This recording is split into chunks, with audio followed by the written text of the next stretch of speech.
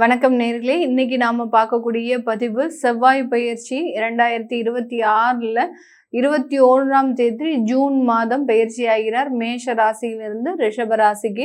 ரிஷப ராசியில பயிற்சி ஆகக்கூடிய அந்த செவ்வாய் 4ஆம் பார்வையாக சிம்ம ராசியையும், 7ஆம் பார்வையாக அந்த விருச்சிக ராசியையும், 8ஆம் பார்வையாக அந்த தனுசு ராசியையும் பார்வையிடுகிறார்.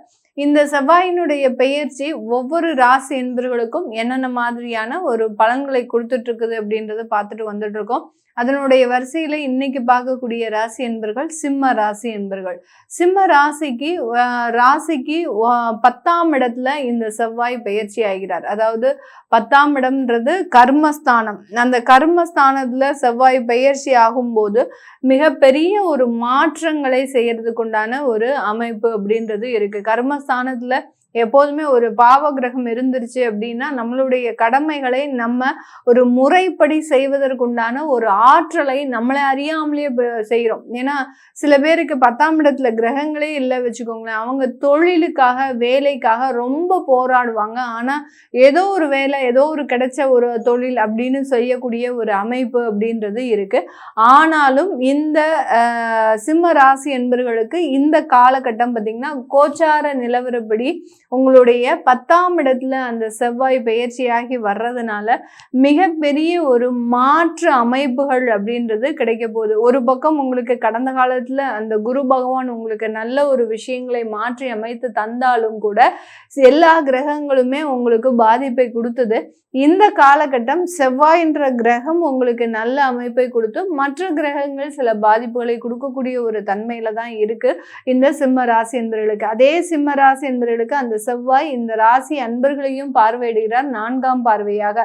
இந்த அங்காரக கேது யோகம் அப்படின்றது இந்த காலகட்டம் ஏற்படக்கூடிய ஒரு அமைப்பாக இருக்கு. இதனால நிறைய கடன் பிரச்சனைகளில் இருந்து இந்த சிம்ம ராசி என்பர்கள் வெளிவர போறாங்க. கடந்த காலத்துல பாத்தீங்கன்னா தேவையில்லாத ஒரு கடன், மற்றவர்களுக்காக ஒரு ஜாமீன் கையெழுத்து போட்டு அதுலெல்லாம் மாட்டிக்கொள்ளக்கூடிய ஒரு கடன். சில இடத்துல பாத்தீங்கன்னா அந்த ட்ரேட் மார்க்கெட்டில், அதாவது ஷேர் மார்க்கெட்டில் இவர்கள் ஆன்லைனில் ட்ரேட் பண்ணி அதன் மூலமாக லாஸை அனுபவித்த கடன்.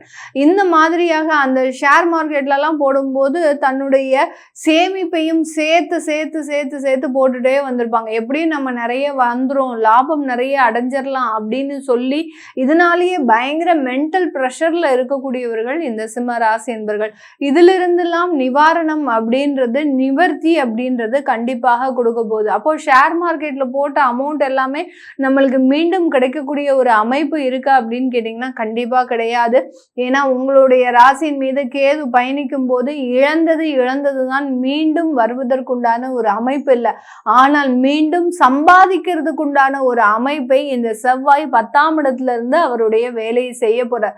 இந்த செவ்வாய் இந்த சிம்ம ராசி என்பவர்களுக்கு 4ஆம் இடத்திற்குண்டான அதிபதி, அதாவது சுகஸ்தானாதிபதி அப்படின்னு சொல்லக்கூடிய அந்த செவ்வாய் உங்களுடைய 10ஆம் இடத்துல இருக்கிறார். சுகஸ்தானாதிபதி, அடுத்து அந்த பாக்யஸ்தானாதிபதி அந்த 10ஆம் இடத்துல இருக்கிறதுனால மீண்டும் வருமானத்தை சம்பாதிக்கக்கூடிய ஒரு அமைப்பை இந்த சிம்ம ராசி என்பர்கள் இந்த 45 நாட்கள்ல பெற போறாங்க. நிறைய பேருக்கு வேலை இல்லாத திண்டாட்டம், அதாவது வெளியூர்ல வேலை பார்க்குறோம், யூஎஸ்ல இருக்கிறோம், யூகேல இருக்கிறோம், ஆஸ்திரேலியால இருக்கிறோம், சிங்கப்பூர், மலேசியா, இந்த மாதிரியாக வெளிநாட்டுல இருக்கிறோம்.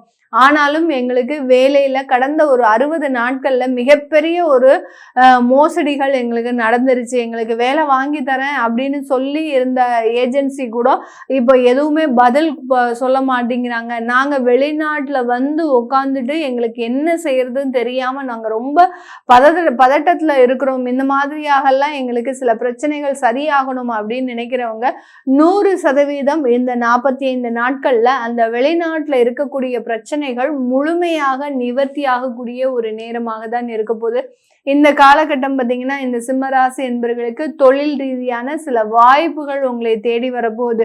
சில பேர் ரியல் எஸ்டேட், கமிஷன் தொழில், கன்சல்டன்சி சர்வீசஸ், ட்ரெயினரு, இந்த மாதிரியாகலாம் இருக்கிறீங்க அப்படின்னா கண்டிப்பாக உங்களுக்கு இதன் மூலமாக நிறைய வருமானங்களை சம்பாதிக்கக்கூடிய ஒரு அமைப்பை இந்த 45 நாட்கள் முழுமையாக பெற்றுத்தரக்கூடிய ஒரு நேரம். இந்த இடத்துல இந்த சிம்ம ராசி என்பவர்களுக்கு இன்னொரு பக்கம் நம்ம கவனிக்க வேண்டிய விஷயம் என்ன அப்படின்னா, அஷ்டம சனி 8ஆம் இடத்துல இருக்கக்கூடிய அந்த சனி பகவான் 3ஆம் பார்வையாக அந்த 10ஆம் இடத்துல இருக்கக்கூடிய செவ்வாயை பார்க்கிறார். இதனால இந்த இடத்துல மட்டும்தான் உங்களுக்கு சின்னதா ஒரு பேக்லாக் ஆகும்.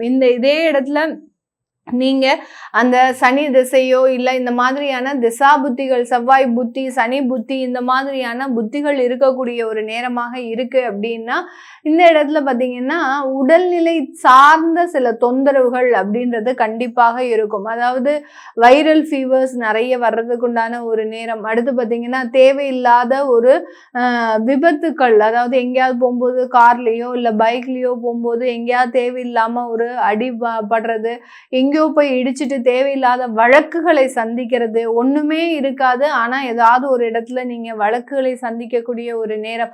இது எல்லாமே இந்த சனி பகவான் இந்த செவ்வாயை பார்க்கறதுனால இந்த சிம்ம ராசி அன்பர்களுக்கு முழுமையாக கொடுக்கக்கூடிய ஒரு நேரம். அதனால வெளியில போகும்போது வரும்போது, அடுத்து வேலை இடத்துல, அடுத்து வேற யாரையும் நம்பி நீங்க இன்வெஸ்ட் பண்றது இதெல்லாம் வச்சுக்கிட்டீங்க அப்படின்னா அதனால பாதிப்புகள் அப்படின்றது கண்டிப்பாக இருக்கக்கூடிய ஒரு நேரமாக இருக்கும்.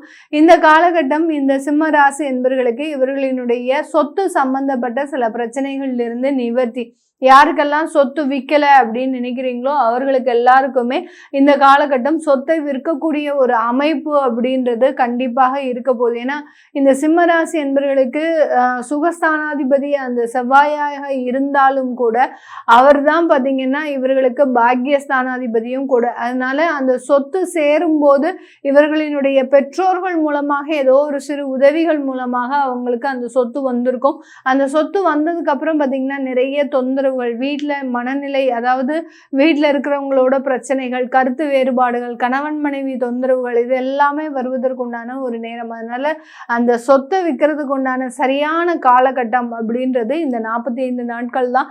யாருக்கெல்லாம் சொத்து விற்கணும் அப்படின்னு நினைக்கிறீங்களோ அவங்க எல்லாருமே இந்த சொத்தை வித்துக்கிட்டீங்க அப்படின்னா உங்களுக்கு நல்ல ஒரு கடன்களை எல்லாம் அடைக்கிறதுக்கு உண்டான ஒரு நேரமாக இருக்க போகுது.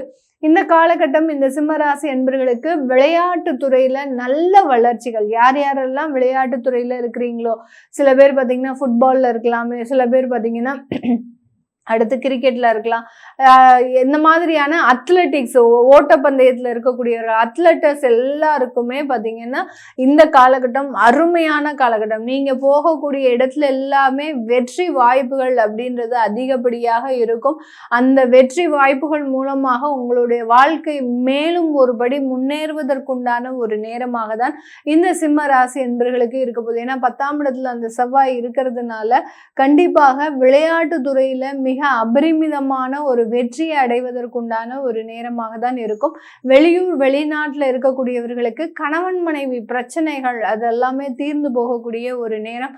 அங்க வழக்குகள்ல இருக்கு அப்படின்னா இன்னும் ஒரு 3 மாதம் கழிச்சுதான் அந்த வழக்குகளுக்கு உண்டான நிவாரணம் அப்படின்றது இந்த காலகட்டம் கிடைக்கிறதுக்கு உண்டான ஒரு நேரமாக இருக்க போகுது. இது எல்லாமே நம்ம கோச்சார நிலவரப்படி பலன்களை கணிச்சு சொல்லியிருக்கிறோம்.